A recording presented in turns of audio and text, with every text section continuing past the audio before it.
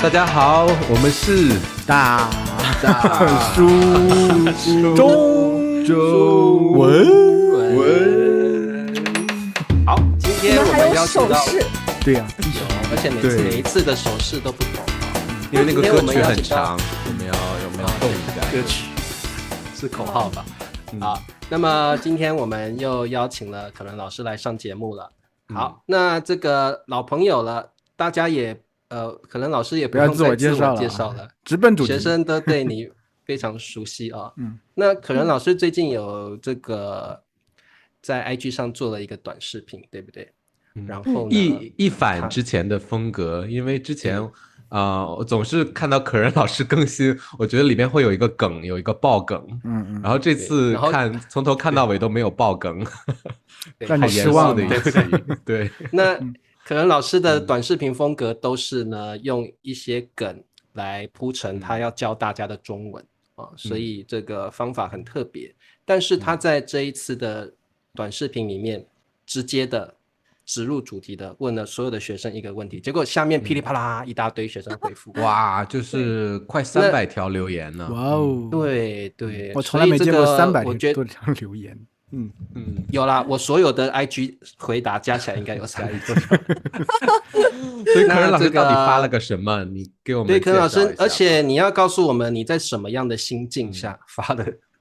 了这样的一个短视频呢？我给大家的问题是什么东西会让你学中文很有动力，然后什么东西会很打击你学习中文的积极性。因为我一直很想学西班牙语，但是我没有开始，我就在想是什么让我不想要学西班牙语。后来我想明白，是因为西班牙语的弹舌音我发不出来，所以我会觉得在没有学西班牙语以前，大家不会觉得我很笨，但是我一发弹舌音大家就会发现我很笨，这是我没有学西班牙语的原因。所以我想知道大家学中文有什么让他觉得很气馁的地方，甚至放弃不想学，或者是不想再接触中文，对不对？对。那这个可能老师因为这个没想到一个平铺直叙平淡无奇的一个问题引发了众多的回响，下面200多则的这个学生回复，可见我觉得这个学生在学中文的时候如何保持动力跟热情也是学生非常关心的话题，对不对？那我们先讨论学生的留言，等一下再来讨论我们汉语老师怎么想的好了，好不好？那可能老师200多条留言里面，你有没有一些比较印象深刻的？他是怎么样因为什么原因而让他有动力，又是因为怎么样打击了他学习中文的信心呢？我很久没有看这个视频了，但是我印象最深刻的是很多人都提到他们的老婆或者女朋友是中国人，所以他们想要学中文。然后很多人提到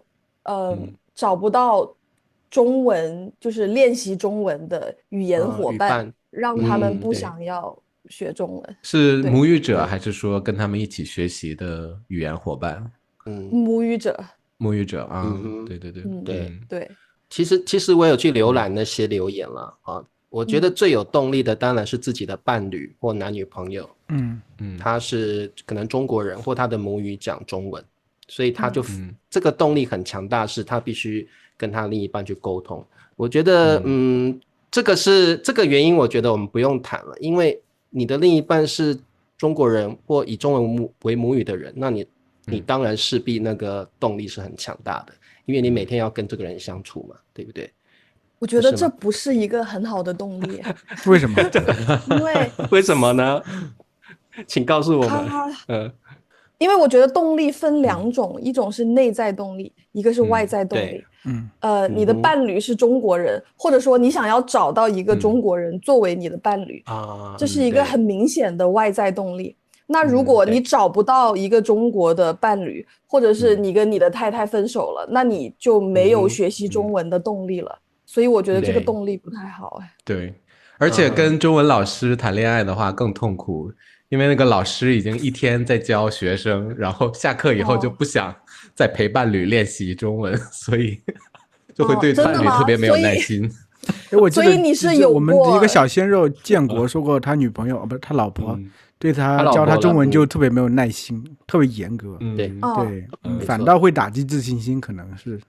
很多人跟最亲的人最没有耐心。这个我认同。其实有时候有人觉得我只要交了异性的中国人的男女朋友，我就可以练习中文了。其实我们所听到大部分的例子正好相反，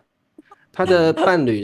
或男女朋友是中国人的，反而他不太愿意教他中文，因为我觉得看是恋爱期还是感情稳定期。如果是恋爱期的话，肯定特别耐心的教。还有经验哦，经验我分享一下吧。对啊，我觉得贝老师快八卦一下你。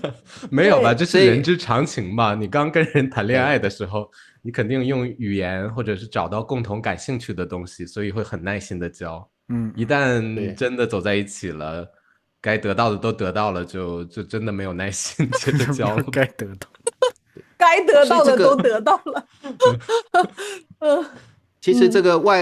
刚刚可能老师说的外部动力跟内在动力外部动力当然指的是你的在关系上可能是有中国人的亲戚或者是伴侣，所以外在因素，但这外在因素也很容易不见，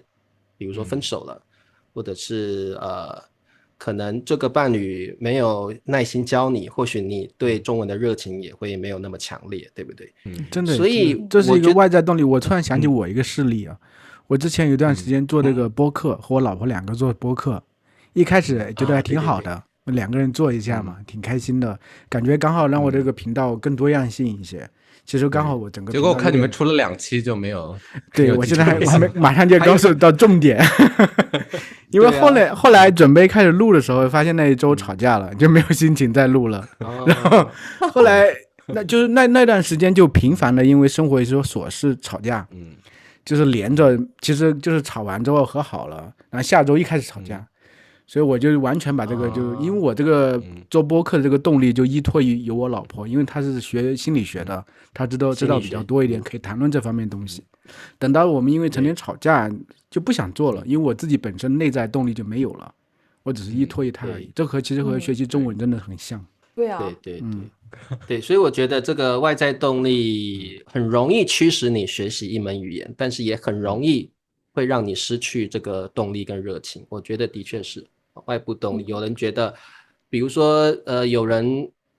觉得对中国的电视剧很有兴趣，他可能看了很长的看了很久的电视剧来学中文，可是可能突然又对韩国的电视剧有兴趣，对中国的电视剧没兴趣了，他可能又不想学中文了，对不对？这个也算外部因素嘛？外部因素，这个应该有点像内在的吧？是你自己喜欢的兴趣、喜好，对不对？喜好部分，也还有兴趣，这个更像内在的东西。所以可能老师你说外在因素除了伴侣之外，还有什么东西是外在因素？我觉得工作是外在因素。工作，为了找工作，对不对？对。那如果明天美国工作机会来了，那你是不是就不学中文了？你就去美国学英文？对啊。OK。找工作是外在。不过我现在听可能老师这样说，我觉得现在大概可能有7-8成的学生学中文都是为了外在因素，因为我的学生几乎都是为了工作来学中文，他们想要找到更好的工作。对啊。为什么我的学生全都是为了兴趣跟我学中文？可能我的学生比较多是东南亚的，他们都是希望能够当翻译，然后找到更好的工作，或者是当中文翻译，他的薪水比较高。所以我的学生绝大多数都是因为工作的因素。我觉得还有就是我跟可能网上的学生比较多，1对1的话，或者是小班课都是学生来找我们。这个找我们的学生基本上自己已经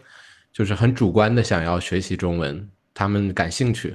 像我现在我也在大学教书，然后那个学校里的学生就是为了拿到这个考试成绩，这是他们必修课，所以他们上课的时候真的就是因为我也在孔院实习，我就发现孔院的学生特别特别棒，就特别愿意学习。然后我那个大学必修课的学生就感觉就是没什么积极性，上课就是一般都坐到教室的最后一排啊，都不想上课这种。可能老师你说你的学生有比较多是内在的原因，他们的状况大概是怎么样？他们就是喜欢学习中文，然后还有的就是想要挑战自己。如果他们学，对，如果他们学拉丁语系的语言，对他们来说其实很简单。但是学中文，他们是真的靠自己没有办法学到流利的程度，所以他们会来找老师。对，这种是我很佩服的。如果你有时间，你不想要去喝酒或者出去玩，他想要拿来锻炼自己的脑子，我觉得这种我很佩服。而且他不是说一节课10块钱这样上，他们给的钱还挺多的。就是我觉得你愿意在什么东西上面花时间和花钱，就真正的说明你在乎什么东西。所以我那些学生是真的很在乎学习中文，只是为了兴趣爱好。对，而且他们愿意投资自己，对不对？可能学习中文是满足他达到人生的一个境界或目标，所以他这样做。所以这种人的确是也真的蛮让人佩服的。我有一阵子啦，想要练习英文的口语，然后我也没有什么特别的目的，我只是觉得说我的口语跟听读写不太匹配，我希望能够拉高我的这个说英文的能力。所以我记得我就自动的到脸书上去找语伴，对，然后我就找了一些外国人，然后我记得那时候找到有一些这个像是那个英语角，我们有汉语角，对不对？他们现在有点像英语角，然后他们每天会设定一个主题，然后我每天就去看一下这个主题，我觉得我可以讨论，我们就上去，而且这个是直播的，所以我们就上去，必须要很大胆的去聊一些，比如说他的主题可能是你是无神论者吗？你觉得宗教一定要有吗？这么大的一个好难这么难的题目。对，但是我觉得这个在某种层次上来说，的确是可以给自己挑战、满足感跟挑战感。另外一个就是你真的能够有效率的训练自己这个英文说的能力。我觉得这个，所以我记得我那一阵子就努力的参加那个，而且那是免费的嘛，我就是跟他们就是常常去聊了1-2个月，真的发现口语进步很多。对，可是他们聊那么难的话题，你不觉得受挫吗？不会啊，因为我看到那个客人那个视频下面好多留言，就是说他们就是已经很努力的学习了，但是在跟母语者交流的时候，就觉得自己好像又像一个小孩一样，然后一直在犯错误，或者是好多词汇都听不懂，反而就是觉得我这么努力还是听不懂，就更受打击。这个以我的例子来说，比如说我参加那样的英语角，我觉得第一方面我是很努力的去听，因为我必须要参与讨论嘛，这个无形中给自己一个很大的压力。然后课后你还是必须去看，我甚至会重复去看那个直播，然后去看一下我们说了什么，有哪些我听不懂的。那其实当下你会有很多听不懂的词汇，我觉得这样更好，因为给自己很多的挑战，而且你会发现就是说，就一门语言来说，听跟说真的是一个连结的两个技能，所以我觉得我听力进步了，口语真的也大大的提高了不少。另外就是我觉得其实真的要厚脸皮一点，你真的不懂，真的没有办法就是了解对方的意思，你可以问，我觉得就是厚脸皮一点，我觉得没有关系。不过我觉得这个回到学习中文，我真的觉得很多人的失去动力的原因，受到挫折的原因，真的会觉得我努力学了好几年，结果我可能连最基本的中国人的对话聊天我都听不懂，所以我觉得这个是学生们很容易受挫的原因。对，所以可能老师你觉得你也同意吧，对不对？学生最大失去动力的我觉得这关系到2点，第一点还是回到内在动力的问题，第二点才是学习方法的问题。如果他的内在动力就是我要挑战自己，那么当他听不懂中国人说话的时候，或者找不到语伴的时候，他不会觉得受挫，因为他觉得这就是我要达到这个目的路程上的一个困难，那么我去解决它就可以了。比如说他听不懂中国人说话，那你是不是要想一下我的学习方法出现了问题，而不是觉得很受挫？如果现在我学英文，我完全听不懂美国人说话，那我的学习方法肯定出现了问题，我不会觉得受挫，我会觉得很开心，因为我发现了一个问题。那这个问题就是我英文可以进步的一个机会，那就去解决它。如果我学习英文的目的只是为了找工作或者是找美国的男朋友，那我肯定会觉得很受挫，因为我英文都听不懂，我怎么去找工作，或者说找男朋友？所以我觉得这是一个内在动力的问题。然后第二是学习方法的问题。我觉得很多人他中文学不好，他问问题就问错了。如果他听不懂中国人说话，他会说为什么中国有那么多口音？为什么中国人说话说的那么快？哎，问题在你耶，你怎么去找中国人的问题？所以我觉得当你问对了问题，这个问题一定可以解决。当你无法解决一个问题的时候，你要想一想我问的问题是不是对的。对，这个真的有绝大部分的原因是在一个心态上面，对不对？学习的心态上面。像可能老师你刚刚说，可能有人怪罪到怎么中国方言那么多，害我听不懂啊，怎么汉字那么难写，害我不会写。但是很多人如果纠结在这种想法，你没有办法改变它，就是中国的方言就是这么多，汉字的就是有这么多。口音很多，口音也那么多，所以这个东西就是一个既定事实，所以你去抱怨这个是没有用的。你没有办法改变环境，你就必须改变自己或自己的学习方法。我觉得这个是很重要的。其实我也觉得，就是学习中文和学习任何东西都是一样。你不管自己在学习任何东西的时候，你从小到大的习惯是怎么样？你比如说每遇到困难的时候，你都觉得哎呀这个太难了。我做不了的。你每遇到问题都是这样的心态的话，不管你学习任何东西都是这样的。我们可以其实从你学习中文的状态能反射到你学习别的东西的状态。像可人是有这种遇到问题的时候很兴奋，哎呀终于看到这些问题了，我可以去解决它了。对，但是我们可以想想看，比如说现在学校里很多学生，有些孩子是遇到越挫越勇，觉得看到问题很兴奋，有些孩子的退却，这可能是他一个长久的一个习惯。所以我觉得现在的话，你真的觉得遇到这么一个瓶颈类型的问题，可以去看一下究竟自己是一个怎样的人，自己在解决生活中的问题，解决一些别的学习的东西的时候，究竟是一个怎样的状态。所以把自己真的先理清楚之后，可能突然之间会豁然开朗。我是觉得是这样的。对，而且我觉得大家把错误看作一个负面的东西，这个在语言学习中其实是很危险的。你应该把错误看成一个学习的机会。就比如我学西班牙语，我会告诉大家你得纠正我，但是你不能告诉我为什么我错了，你只需要告诉我正确的答案就可以了。我要我的脑子只能记出正确的答案。那我根本就不知道错误是什么样的，所以我不会再犯这个错误。这是我想要的。而且你每犯一个错误都是你可以进步的一个机会，你应该这样看它，你就不会觉得很受挫。对。而且我觉得就学习任何这个语言，学习中文当然也在其中，你就是得不断去思考有没有更好的方法。因为我们学习的时候会受挫，会觉得困难，就说明你之前那个方法是有点问题，不是说有很大问题，可能对你而言进步太慢了。这个时候你要不断去想有没有更好的方法，其实能帮助你更好的，比如说提高你的词汇量，增加你的这个听力问题、听力水平等等。就像其实我最近在学习俄语，因为我一直很喜欢俄国的一些作家，像托尔斯泰这样，所以我有这个内生的动力。所以我在学这个东西的时候，就是我其实有一个，因为我们在做大数产品的时候，让我发现有个东西，就是我比如说有一篇文字，有一大堆这个词汇全部给我了，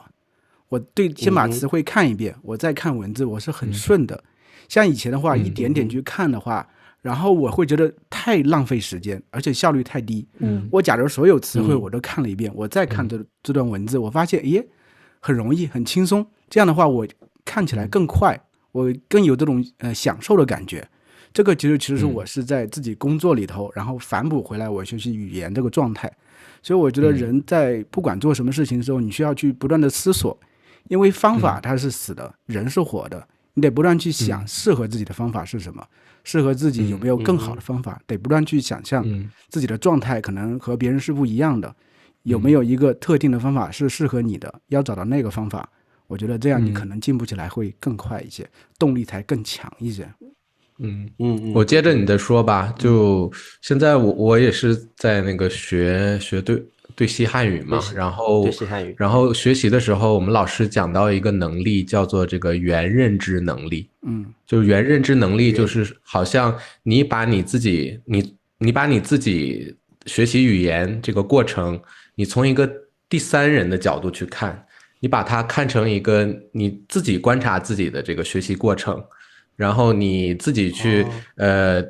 这种监督你的学习过程，或者是调整你的学习方法。然后你来看，因为学习方法可能这个学习方法对这个人有用，对你自己可能没有用，你需要找到最合适你的学习方法，而且你要自己去监控你用这个方法到底进步了多少。你需要找到尝试不同的方法，然后去看自己的学习过程，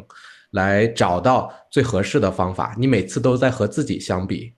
因为毕竟学一门语言，我们是很容易受挫的。之前我学那个波兰语，我在飞机上那么兴奋，我学了好几个单元，结果跟那个酒店前台就是打招呼的时候，他们给我的那个表情很礼貌，但是我知道他们的内心的那个语言就是说，这个人也就是刚学2句，想要这个尝试一下我们这个语言，结果他就非常非常礼貌的就用英语回复，用英文回答。对这个是大家说的，这个是大家说的最受挫的情况之一，就是你学了很久的中文，然后你跟中国人说中文，他们觉得说英文更方便，他们就会开始说英文。是的，这个时候你就会开始自我怀疑，是不是因为我说的中文他们听不懂？是不是因为我的中文不好，所以他们说英文？我觉得这个时候你要勇敢的对中国人说，请你帮助我练习中文，请你说中文。对，你知道我学西班牙语，昨天我在问我的西班牙的朋友，我怎么样礼貌的问西班牙人，可不可以慢一点？这是我第一个想要学的句子，因为我觉得。在接受反馈的过程中，你要向上管理，怎么样翻译？什么叫向上管理？就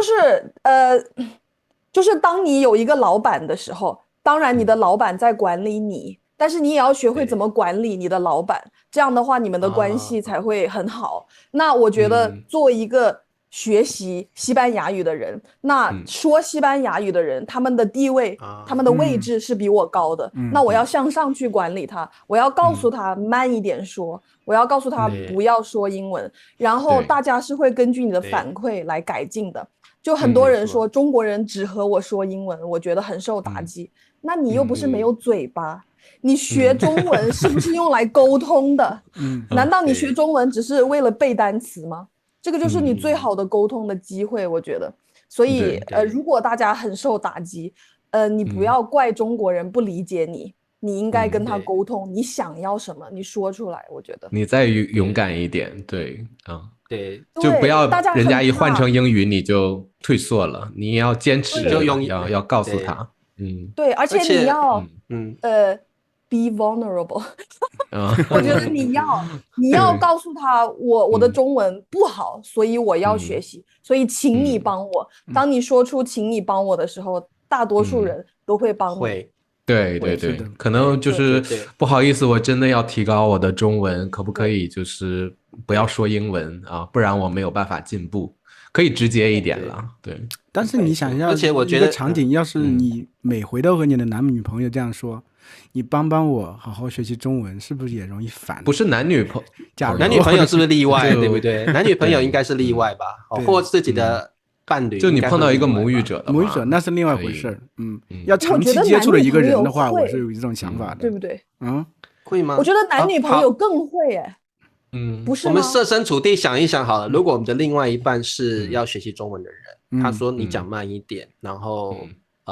帮助我学习中文，你会给他一拳还是就帮助他？按道理，我觉得我就说我今天刚上了10节课，然后我说算了，明天吧，今天先说容易一点的、有效率一点的语言。对我来说，我觉得如果我们正在吵架，我得说英文。但如果生活，我肯定会帮他。就是哪怕一个陌生人说你帮我练习一下中文，你都会。那面对你的女朋友或者男朋友，不是更会吗？我觉得可人说的向上管理很好，你要告诉他你的需求、你的要求，不然他就会用他的要求来做这件事情。他的要求就是我是中国人，我要练习说英文，这是他的要求，对自己的要求。但是你告诉他你的需求，我相信很多人可以了解并配合并帮助你。对，我觉得这个向上管理的概念是很重要。对，还有很多人说，中国人会嘲笑他们。就是他们可能说了一句话，中国人会嘲笑他们，然后我就想了一下怎么回事儿。我觉得中国人可能不是嘲笑他们，不是嘲笑，应该是一定有笑。因为我想了一下，有时候我教我的美国朋友们说一句中文，然后他们说出来很可爱。我觉得很可爱，然后所有的中国朋友们都会笑，然后他们就会说是不是因为我说的不对？其实不是，就好比现在理查老师教我一句台湾话，然后我说出来，你肯定会觉得很好笑，但是不是嘲笑我。对，我同意，没错。对，所以我想要就是借这个机会跟大家说一下，其实你哪怕说一句你好，中国人都会觉得我操，太 impressive 了。怎么突然？中国人不会，中国人不会嘲笑，我觉得不会，对，不会。其实就是我觉得文化的差异吧。对，就是一般遇到这个情况，我们都是第一，可能我们大脑的设定就是没有想到一个外国人在跟我们说中文，就是可能突然就意识，就是有那个芯片突然变了一下。其实不是嘲笑，是觉得你很可爱，然后就你在说中文，你在跟我说中文。对。然后第二就是那个口音，真的可能觉得很可爱，有意思的，对，可爱呀，对。我觉得我们是不可能去嘲笑，我觉得就是说，因为你能够说中文，不管那个勇气或你说的口音或你的表达，可能都会让我们觉得会心一笑那种感觉，所以我这个绝对不是嘲笑。所以这个大家要特别注意当我们笑的时候其实是觉得你很可爱这个不用太去过度解读。我也可以理解这些评论区的人，因为在墨西哥的时候。有时候我会说一点点西班牙语，当然就是一些单词，然后那些墨西哥人都会笑我，他们因为我发不出弹舌音，他们会说你听起来很像就是5岁的孩子，就是舌头还没有长好的时候说西班牙语，所以我觉得他们不是嘲笑我，我觉得他们就是觉得这样很可爱，但是说实话我会觉得很受打击，这也是为什么我不敢开始学西班牙语的原因，就是听起来是真的很笨。我跟你们分享一个我学西班牙语的方法，虽然现在没有任何成果，我还是跟大家分享一下。可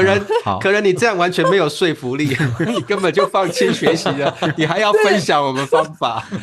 就是没有说服力。我觉得我3个星期以前开始学西班牙语，然后我的西班牙语老师是一个 Master Comprehensible Input 老师，对，我们每节课只有20分钟，只有20分钟，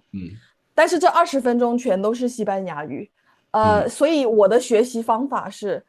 我们先上完课，我会听这个视频，然后他会把我们上的课写成一个故事，这个故事就是关于我们上课说的内容，然后我会请他读这个故事，然后我每天都听这个故事，然后听了差不多50遍以后。我会把这个故事重新写一遍，但是我发现很多人写故事的时候，他们会根据自己的想象开始狂写一些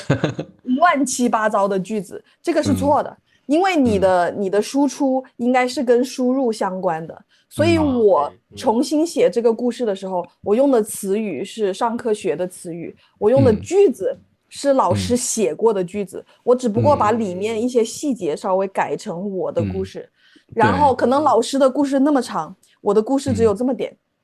这就是输入和输出的关系。对，然后我会找我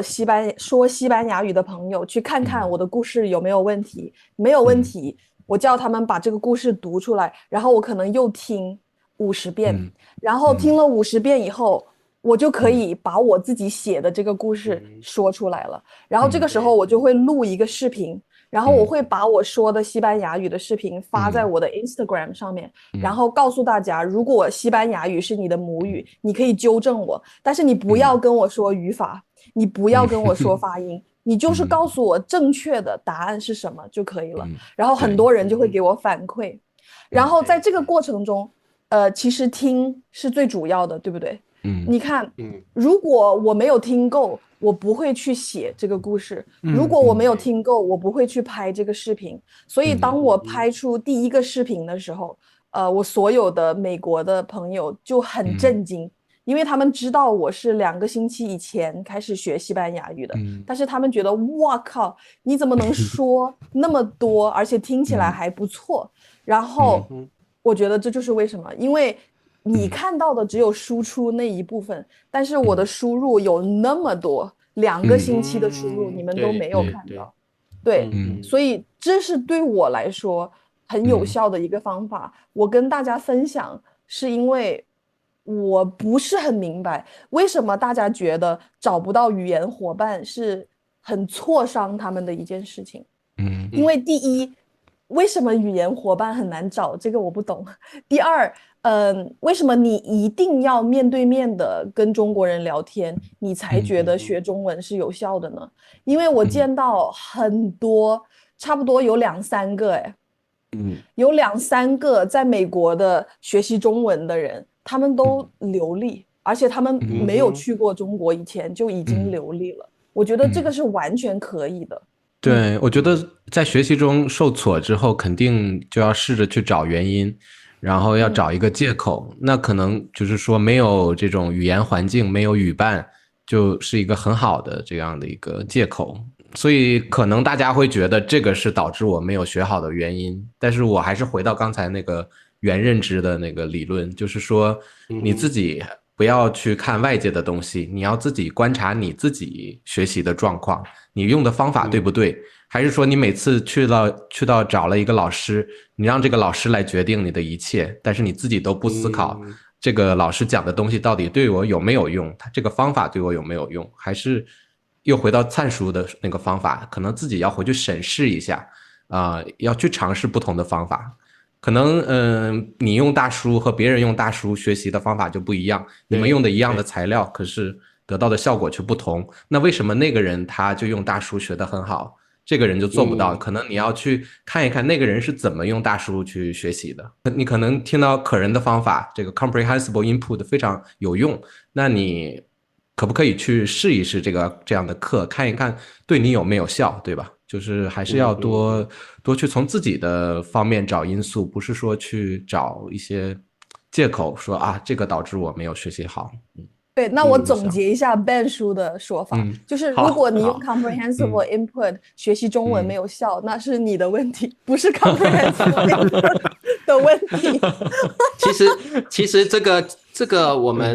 们简单来说，好像在讲学习中文，其实这个是在讲一个处事跟解决问题的心态。对，这是一个心态问题，可能不止在学习语言上。所以如果你的心态总是去怪罪一个状况，怪罪一个无法改变的事实，那可能你的学习进展就会很有限。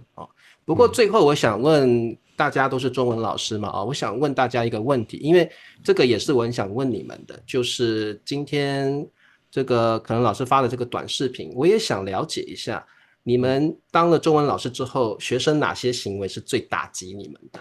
打击一个汉语老师的？那我先讲我自己啦，因为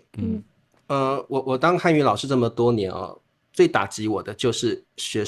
很多学生问的问题都是不断的在重复。比如说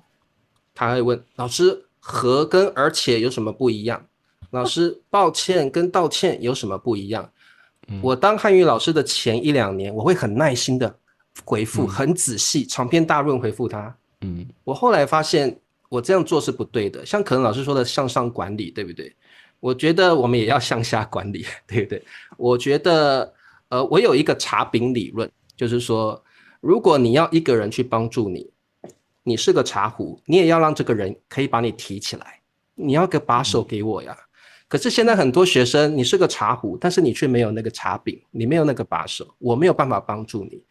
我要说的就是和跟而且的不同，抱歉跟道歉的不同。你去查 ChatGPT， 你去网络上一打，满满的回复，满满的资料让你去查，你为什么不自己先查，不懂再来问我，而是丢给老师一个问题？所以我认为老师也要向下去管理，告诉学生说，所以我现在的回复就是说，请你查 ChatGPT， 我都这样直接回了，或者是网络上很多这样的资料，请你先去查，不懂再问我。我觉得老师也要向下管理，告诉学生你应该学习语言是主动的，不是丢个问题给老师，你就在那边翘着二郎腿等老师回复你，老师不回你，你还生气。所以我自己有一个理论，就是茶饼理论，你要人家帮助你，你要让人家提得起你，提不起你我也没办法，你没有茶饼我也帮不了你。所以我觉得给你更具体的问题，对吧？就是他就是说为什么这个情况，而且我希望你自己研究过这个问题，真的不懂再问我，或者你要跟我讨论这个问题。理查老师，你说的这个问题，我也做了一个视频，我跟大家说，来分享一下。我真的做了一个视频，我跟大家说，问出一个好的问题是解决问题的一半。就是你问问题的方式决定了你解决问题的思路。我觉得问抱歉和道歉有什么区别还好，这个问题还好。有学生会直接问我抱歉是什么意思，所以我觉得理查老师好耐心，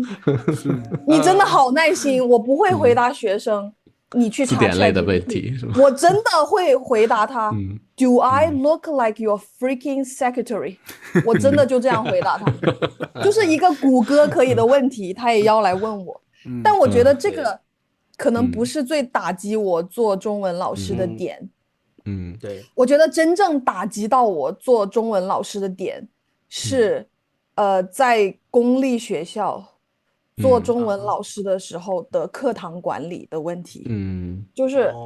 我觉得教成人永远不会打击到我。如果这个学生，哪怕这个学生很慢，我觉得也不会打击到我。但是在公立学校教，你会看到学生非常不尊重老师，这个会很打击到我。其实我觉得我还好，我倒没有什么特别受挫，因为我教像可人老师说也是成人嘛，大家都是有意愿去学习的。不过我还是想回到这个动力上面来，我觉得有一点，大家有时候不要过于苛责自己，还是要学会享受。就学习语言的过程中，你要劳逸结合，同时要找到乐子，就是这个意思。对，就以前我在学日语的时候，很喜欢看日剧，因为我不断的听，所以我的听力会非常好。日语。现在我在学俄语的时候，我专门找了一个《权力游戏》的俄语配音。我就每天放出1个小时，因为我很喜欢那个电视剧，我看的话就会特别有感觉。其实我在享受，我并不是说希望自己能听懂多少，英文字幕放开，耳边听的是俄语，听多了，很多词汇就捕捉出来了。这就是我觉得这个过程其实是在享受，我不是在觉得很痛苦很累，我也不在乎就是自己马上能达到什么水平，我就觉得我在享受这个过程。我觉得学习语言就应该在享受，你才能学得开心，才学得才能很舒服嘛，对不对？这个是 CI，同学们，这个是 comprehensible input， 这就是正统的，唱出这个就是正统的 CI。对，这个就是 CI。因为很多学生问我，如果我没有钱请 CI 老师，我怎么样自己给自己 CI？就是没有压力的，很享受过程的，我没有觉得这是在学习的一个输入的过程，就是 CI。对，然后初学者阶段你也不太担心输出的问题，你就是先输入，这个就是 CI，就是听呗，享受其实最重要嘛，对不对？对，我觉得这个我很认同，千万不要给自己太大的压力，压力太大可能反而学不好。那Ben叔来，你最后分享一下，你当这么多年的中文老师，最打击你的是什么？我也是觉得可能不尊重老师吧，就有的学生可能会就是像老板一样，就是上来就直接提一些要求，就是可能第一次见面，我想了解一下他的水平，他想从我们的课里学到什么，但是他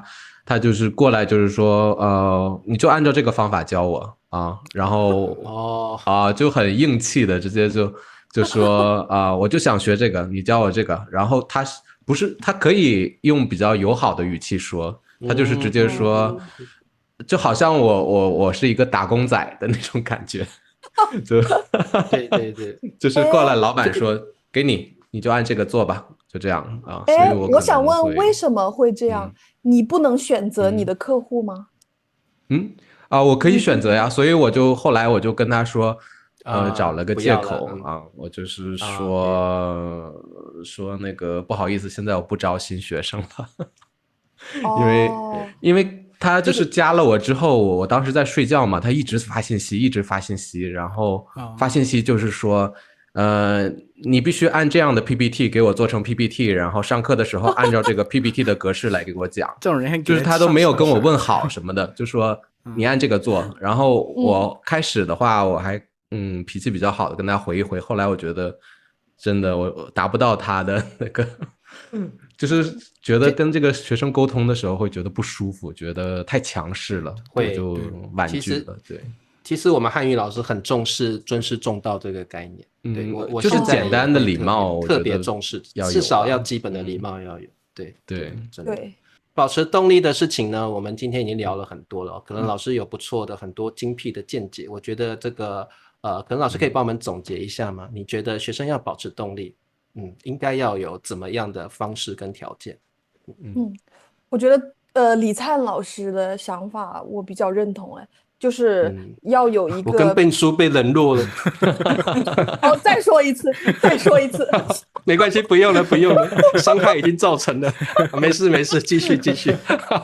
我们先走了，时间到了。笨叔和李灿老师离开了这个 chat room。对，总结一下各位老师的说法。好，我觉得各位老师的想法我都很认同。要找到一个好的内在动力，然后要分析你自己的学习方法，有一个好的心态，然后你就会保持很久的动力。对，对，我最后总结一下，就是怎么又总结？最后总结一下，就是其实动力是自己找的，每个人的动力都不尽相同，你不要觉得他的动力也会是你的动力。我觉得学习语言怎么保持动力，就像你寻找人生的目标一样，你要不断的去追寻，找到最适合自己的方法。你问再多的中文老师跟朋友也没有用，你要经过这个过程。这个追寻的过程，你才能找到最适合鼓舞自己的动力啊。所以今天这一集，我们也希望能够通过告诉各位很多例子跟很多方法，还有心态的方式，希望大家也能找到属于自己学习上的动力，不止中文哦，各个语言，任何生活上的事情都适用啊，好，那么我们今天很开心的请到可人老师。对，哇，可人老师今天讲的真的太棒了，我觉得真的我也得到很多很棒的一些说法理论啊。好，那么下次有机会我们再邀请可人老师跟我们聊聊学生学习中文常常遇到的问题啊。好，那么我们就下次见咯，跟大家说再见。再见，拜拜。拜拜。